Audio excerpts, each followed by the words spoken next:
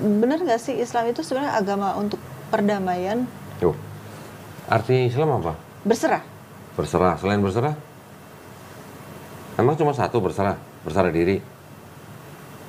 Selamat juga. Artinya juga apa? Damai. Islam sendiri artinya damai.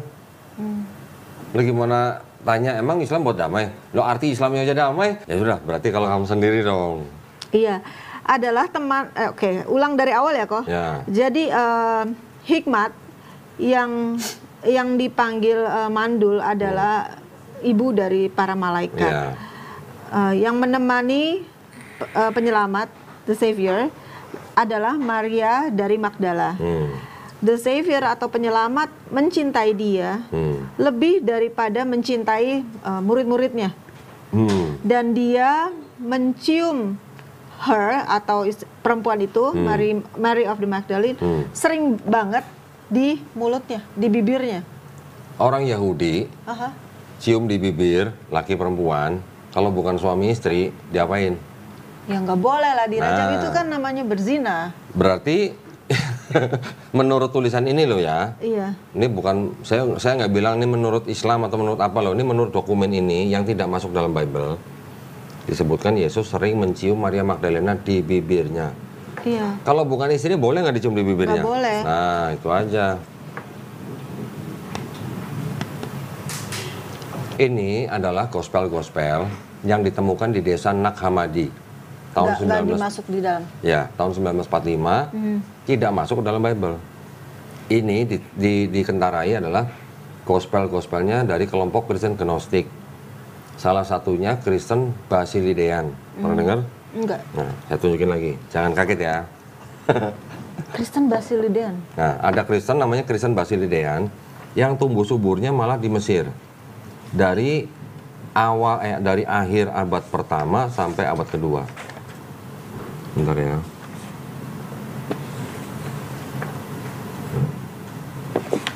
Nah ini. Baca beberapa kalimat yang terakhir aja. Okay. Someone else bore the crown of thorn and I was on high. Poking fun at all the excesses of the rulers and the fruit of their error and conceit. I was laughing under it. Ini tuh Apa? tunggu ya aku dari awal. The death they think I suffer, they suffer in the error of blindness. Jadi ini seperti kejelasan Peristiwa penyalipan. iya, Yesus sendiri yang berkata gitu kan? Iya. Ya dianggapnya begitu. Error and blindness. They nailed their man to their death. Their thought did not perceive me, since they were deaf and blind. By doing this thing they pronounced judgment against themselves.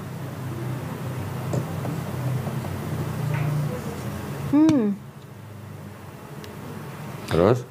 As for me, they saw me and punished me, but someone else, their father, drank the gall and the vinegar. Terus? It was not I. They were striking me with a scourge, but someone else.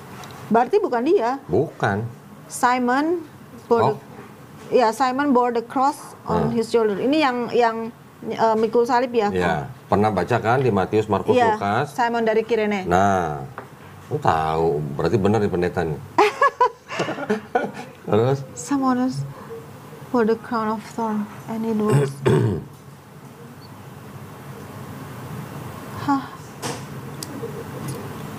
Apa? Iya, jadi yang pakai mahkota duri itu adalah someone else. Jesus saw. Iya. Oke, gimana? Jadi ya Yesus itu melihat dari tempat yang tinggi. Iya. Terus ya. Yang disalib? Iya. Bahwa bukan dia. Nah, yang disalib siapa? Simon of Cyrene. Iya. Nah, ini dari dokumennya Kristen Basilidean namanya. Ini ya tidak masuk ke dalam Bible. Iyalah, bisa ya bisa bubar dong. Ya. Iya. Tapi ini juga nggak benar kan kok, karena yang menurut Quran kan bukannya bukan. Iya, maksud saya gini lah. ini kan dokumen Kristen ini dokumen Kristen ini. Jadi Kristen sendiri itu kan banyak kelompoknya, ya. Itu semuanya dijelaskan dan dikoreksi oleh Quran, gitu. Tetapi ada dokumen yang menyatakan bahwa ada kelompok Kristen yang tidak percaya bahwa Yesus yang disalib. Lah terus? Lah terus gimana? Lah terus makanya di Quran dijelaskan, dikoreksi bahwa yang dibunuh dan disalib itu bukan Yesus atau bukan Nabi Isa alaihissalam, tetapi orang yang diserupakan. Ya, tapi di sini ada yang bilang yang disalib itu Simon orang Kirene. Ya, gini. Bukan berarti kita orang Islam harus percaya ini, bukan. Yang kita pegang, kita percaya adalah Quran. Tetapi kalau ada cerita yang sejalan dengan Quran bahwa yang disalib bukan Yesus, ya kita cuma bisa mikir ternyata ada perbedaan pandangan di dalam Kristen gitu. Berarti ini kan hanya salah satu kelompok Kristen yang bertahan dan sukses gitu. Oh iya. Itu aja sih sebenarnya. Bukan berarti kita bilang ini salah terus ini pasti benar, enggak juga. Yang benar Quran gitu. Iya, kan udah nggak ngurusin lagi. Iya, cuman kan ini kan buat edukasi. Betul, gitu. betul. Seperti siapa? Si Christine dulu sebagai pendeta kan mungkin belum pernah baca ini. Belum lah kok. Ini kan kita hanya membuka wawasan aja gitu. Book of Enoch aja dilarang. Nah, kenapa dilarang? Karena ceritanya mungkin sedikit berbeda dengan kejadian di sini. Iya. Gitu. Sama apa? Kitab Orang Jujur pernah baca? Belum. Kan ada kan di Yosua tertulis di dalam Kitab Orang Jujur gitu. Iya. Nah itu salah satunya. Tapi kan dilarang oleh gereja. Iya, dilarang kenapa? Karena itu dianggap apokrifa. Apokrifa zaman dulu artinya itu yang dirahasiakan. Zaman sekarang orang Kristen bilang itu palsu. Gitu. Nah, jadi kan terlalu banyak intrik-intrik di dalam Kristen. Ini belum saya tunjukin yang ini.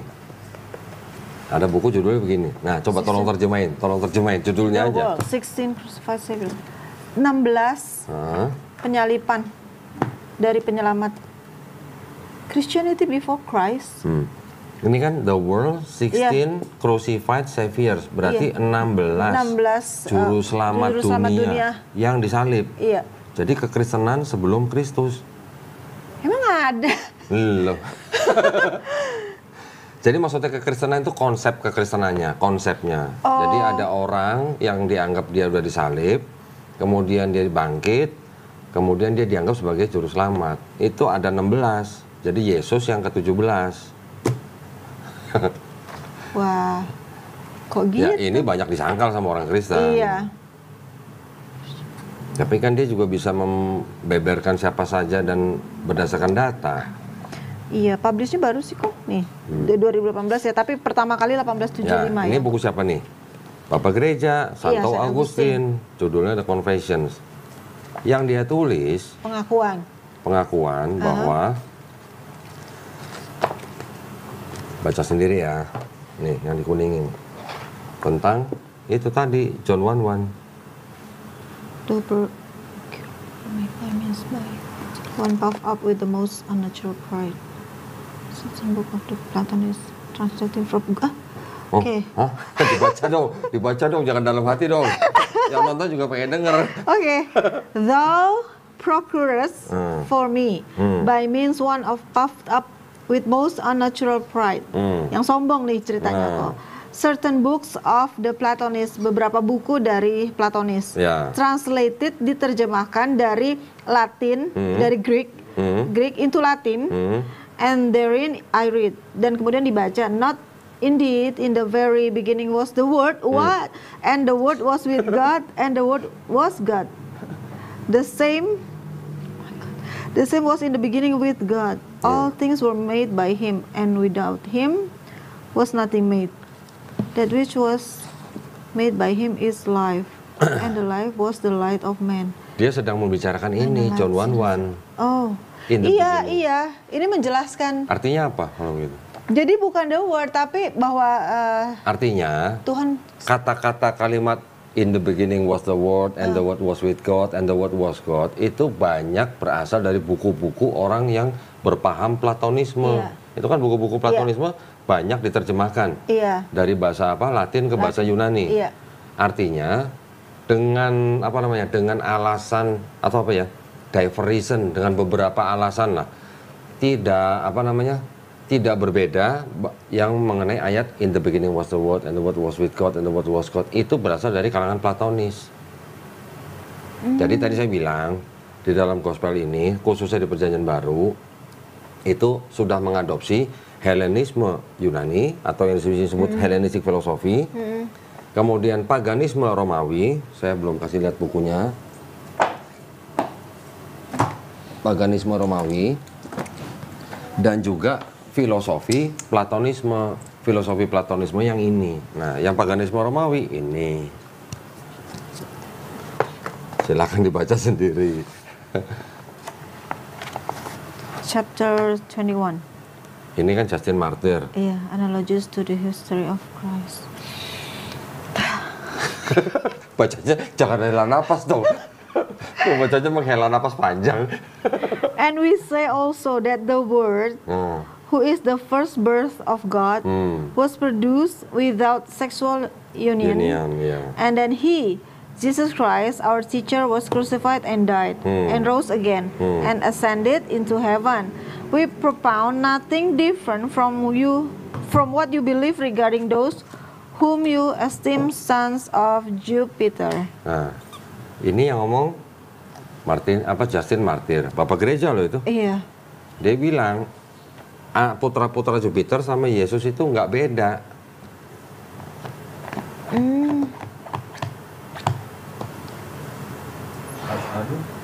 Udah asyhadu suruh asyhadu. Kan udah dari hayakalahnya, Mas. Dari hayakallah gimana sih? Iya kan. Masya Allah. Ya ini sih cuman sharing aja. Tapi ya maksudnya banyak lagi dibukakan, ternyata banyak yang nggak tahu gitu. Siapa tahu nanti dari podcast ini mungkin saudara atau keluarga besar. Iya. Paling tidak kalau Ci Christine ditanya oleh keluarga, nah Ci Christine bisa kasih lihat. Gitu sih. Kalau punya kopinya seru banget nih kok. Ya nanti kan tinggal dibukain aja videonya. Kan ini direkam. Iya. Tinggal bukain linknya. Wow. Oke, lanjut dong. Sekarang ceritanya ke Ci Christine dong. Apa nih? Kok malah jadi buka buku ini? Terus ceritanya gimana? Kok akhirnya bisa bersahadat itu gimana? Prosesnya gimana? Oh iya, gara-garanya kan aku nanya ya. Emang jadi Islam itu gimana sih? Nanya ke siapa? Nanya ke teman saya. Oke, terus? Terus cuma dibilang, cuma nyebutin 2 kalimat ini doang. Yang benar, iya. Terus kayak apa? Contohin nih. Udah aku nyebutin, tapi konteksnya aku, ini sih bercanda. Kayaknya nggak boleh gitu. Agama itu harus serius gitu kan. Sakral. Iya, maksudnya. Ada upacara gitu. Lah kan dari kayak baptis gitu. Backgroundnya kan seperti itu gitu loh. Jadi ya udah, pokoknya saya harus nyari nih untuk bisa benar-benar saya tuh beneran gitu masuk Islam. Dan satu hal kan karena tadi saya backgroundnya adalah pendeta dari Katolik, Pentakosta, Protestan dan segala macam. Niatnya saya, kepinginnya saya, this is my class gitu loh. Dan harus lebih baik daripada yang sebelum-sebelumnya gitu. Gitu sih kok. Dan step by stepnya lebih mudah kan karena ada bersahadatnya di Masjid Ramli yang di Sunter. Gimana ceritanya kok bisa sampai ke sana? Oh, karena dekat dari kantor. Oh, dekat kantor. Terus kan namanya Sally juga. Oh, gitu. Jadi saudara lah. Iya. Oh, ternyata ada milih-milih Sally juga. Alhamdulillah, tapi ya kalau kita sih di Islam, mau bersahadat di mana sendiri di mana sahadat mana aja boleh. Bahkan bersahadat sendiri pun boleh. Sebenarnya tidak harus ada saksi. Tapi kan karena kita hidup sekarang sudah modern, kita hidup sekarang sudah boleh dikatakan terikat dengan administrasi, jadi ya sebaiknya ada saksi. Itu aja sih. Kalau tinggal di hutan emang kita mau nyari saksi siapa? Saksi monyet gitu? Enggak dong. Ya jadi boleh nggak ada saksi, tapi karena kita sekarang ada administrasi makanya harus ada saksi. Dari tadi sisi terus ya, Ricky. Setelah bersahadat di situ, gimana keluarga? Sudah langsung tahu atau belum? Tapi itu posisi sudah divorce. Udah. Waktu bersahadat sudah divorce. Bersama dengan proses kan. Oh, jalan bareng. Cuman selang 1 bulan. Oke. Gitu. Terus keluarga belum tahu? Belum tahu sih kok, karena kan garis keras ya. Oh, jadi ini Kristen radikal gitu. Kristen radikal. Radikal. Garis keras gitu. Terus? khawatirnya mereka tuh bakalan shock gitu. Sekalipun kalau misalkan saya bisa berdalih, kan ada di dalam undang-undang UUD 45 bahwa negara menjamin. Betul. Gitu loh. Iya. Cuman lebih kayak jujur ya kok, masih ada kayak social judgment yang akan aku hadapin dan nggak tahu, aku butuh kekuatan banget aja dari Allah untuk bisa ngadepin itu semua gitu. Cuman ada beberapa teman-teman yang aku udah cerita gitu. Ya, mereka sudah ya nggak apa-apa, selama dalam pilihan kamu itu kamu menemukan ketenangan dan menjadi pribadi yang lebih baik, ya kenapa enggak gitu. Tapi maksudnya berarti sekarang Kristen kan sudah tidak hidup dengan keluarga besar kan, maksudnya kan? Maksudnya dengan orang tua kan udah enggak udah pisah kan? Iya. Karena dulu sudah pernah menikah. Artinya sekarang kan sama orang tua ya hubungannya seharusnya kan ya juga masih baik-baik saja. Cuman orang tua belum tahu. Belum tahu. Tinggal Cikrisin cari waktu yang paling tepat. Bagaimana, kan pasti yang memahami orang tua Cikrisin juga Cikrisin sendiri kan? Bagaimana memahami situasi dan kondisi yang paling baik untuk memberitahu mamahnya. Tapi dengan istilahnya dengan dibungkus dengan sesuatu yang nggak terlalu mencengangkan atau mengagetkan gitu. Ibaratnya seperti tadi contoh bahwa di dalam negara itu juga ada undang-undang yang melindungi setiap warga negara untuk memilih dan menjalankan agama dan kepercayaan masing-masing. Itu bisa dipakai salah satunya. Itu adalah kebebasan beragama yang dijamin oleh negara. Ya, tinggal bagaimana Cikrisin mendekati mamanya aja. Bahkan bisa juga dikatakan begini. Dulu Cikrisin nih waktu masih GBI nih, sudah begitu sayang, sudah begitu hormat kepada mamanya. Sekarang sudah menjadi muslim, Cikrisin harus bisa buktikan bahwa sekarang Cikrisin lebih perhatian, lebih sayang, lebih hormat, lebih take care kepada orang tuanya. Nah itu bisa nggak? Insya Allah kok. Nah insya Allah, alhamdulillah. Kalau bisa kita mengusahakan itu, paling tidak kan orang tua jadi gimana ya, nggak terlalu Shock. Soalnya saya dulu pernah juga mendengar begini. Lu tuh udah dari kecil dilahirin, disekolahin, dikasih makan, giliran gede ninggalin agama orang tua. Emang ada agama orang tua? Ya, maksudnya agama yang dianut orang tua. Iya. Tapi kan anak kalau sudah gede kan dia sudah punya hak sendiri yang dijamin oleh negara. Gitu. Dan ketika dia pindah agama bukan berarti keluarganya harus pecah. Beda agama kan tidak harus pecah gitu dalam keluarga. Iya. Kalau suami bisa ex-husband. Tapi kalau mama, mana ada ex-mama, itu kan nggak ada. Iya kan? Iya, benar. Cikrisin dengan mamanya kan nggak ada yang namanya ex. Ya itu aja, tinggal cari timing yang tepat, bagaimana mendekati orang tua kita dengan menunjukkan bahwa kita sudah jadi muslim itu lebih baik daripada sebelumnya. Iya, thank you ya Pak. Yang harus dipikirkan itu ya. Iya. Sampai sekarang berarti kan mamanya belum tahu. Papa udah nggak ada? Papa udah meninggal. Nggak ada ya. Udah. Berapa saudara Cikrisin? Saya bertiga, saya anak pertama. Dua adik saya juga nggak tahu, tapi belum tahu. Cuman yang tengah udah saya spill sedikit-sedikit gitu. Yang dua juga pendeta adiknya. Yang nomor Rata-rata orang yang dikinin jatuh, dia kan psikologinya lagi ngambang. Betul nggak? hopeless. Perasaannya ya hopeless lah apa. Pokoknya perasaan dia tuh sedang ngambang. Jadi makanya ketika dia merasa sedang dibantu, begitu dikinin dikit langsung jatuh gitu. Ya itu tau lah, gue dulu di sono juga. Ini off the record loh. Roh Kudus ada nggak sih dalam Quran? Nggak, ada. Nah, cuman beda sosok. Ya, beda sosok. Nggak usah off the record. Ini gue jelasin aja. Roh Kudus di dalam Kristen adalah pribadi ketiga dari Tuhan. Roh Kudus, apa disebut Rohul Kudus di dalam Quran itu adalah malaikat Jibril alaihissalam. Dan bukan Tuhan, malaikat disebutnya Rohul Kudus. Bedanya di situ. Nggak usah off the record ini pengetahuan penting ini justru nih. Oke. Beda. Sekarang sudah berapa tahun di GBI? Wah. Ya sudah tahunan lah ya, sudah jadi pekerja. Taunya Roh Kudus kan? Roh Kudus itu namanya siapa? Bahasa Ibrani-nya Ruah HaKodes. Ruah itu kan hanya roh, angin, kuasa. Tapi sosok Roh Kudus, pribadi ketiga Tuhan, ini punya nama nggak? Roh Kudus aja yang aku tahu. Nggak ada kan namanya kan? Baca di Bible, kan ada Bapak. Bapak ini kan sebutan. Iya. Ya, Bapak atau ayah gitu kan, Bapak sebutan. untuk menggambarkan Tuhan yang punya sifat pengasih lah gitu pada anak-anaknya. Bapa kan sebutan. Bapa tuh namanya siapa di Perjanjian Baru? Harusnya punya nama dong. Siapa namanya? Yesus juga. Aku dan Bapa adalah satu kan? Iya terus? Iya kan? Tapi kan kalau imannya Trinitas, Bapa bukan Yesus, Yesus bukan Roh Kudus, Iya. Roh Kudus bukan Bapa. Iya dong. Jadi tiga kalau Yesus pribadi. punya nama sendiri Yesus, Bapa harus punya nama sendiri dong. Iya. Karena bukan Yesus gitu. Kalau Bapa adalah Yesus lain cerita. Iya. Tapi kan imannya Trinitas, Bapa bukan Yesus, Yesus bukan Roh Kudus bukan Bapa. Tapi ketiganya adalah Tuhan gitu. Nah kalau Yesus punya nama Yesus, Bapa punya nama Iya. siapa? Gak ada. Nggak ada. Nggak ada.